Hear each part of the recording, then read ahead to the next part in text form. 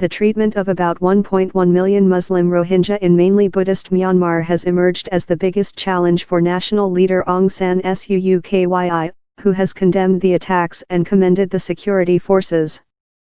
The Nobel Peace Laureate has been accused by some Western critics of not speaking out for the long-persecuted Muslim minority, and of defending the army's counter-offensive after the October attacks. Thousands of Rohingya, mostly women and children, fleeing the violence sought to ford the Naf River separating Myanmar and Bangladesh and cross the land border. They told us, if anyone gives them shelter, we will arrest you and send you to the other side.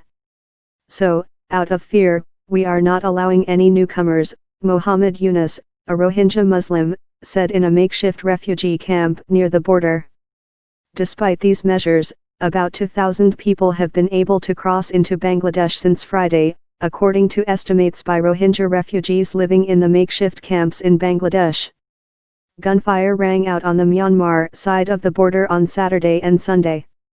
Afraid of swords in Myanmar, the UN and international aid agencies withdrew some staff from the area, after the government said it was investigating whether members of aid groups had been involved in an alleged siege by the insurgents of a village in August. The state has provided security to aid workers, but, with this kind of situation, no one can fully guarantee safety, said Nu Piyu, Chief Minister of Rakhine State. If they want to stay, we will give security as best as we can.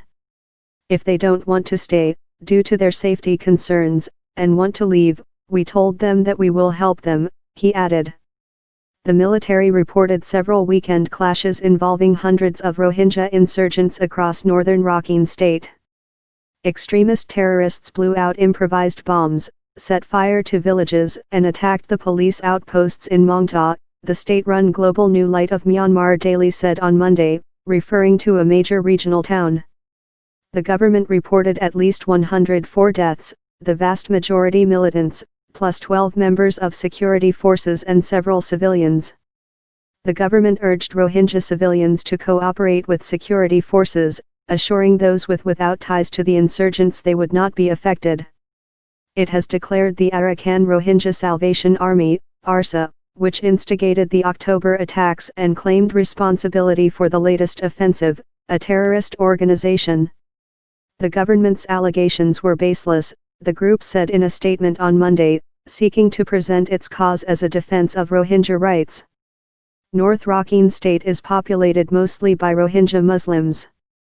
Thousands of non-Muslim villagers were being evacuated to larger towns, monasteries and police stations, the government said. Many were arming themselves with knives and sticks for fear of insurgent attacks. That's why we are fleeing from there, as we are afraid of them. I haven't slept well at night.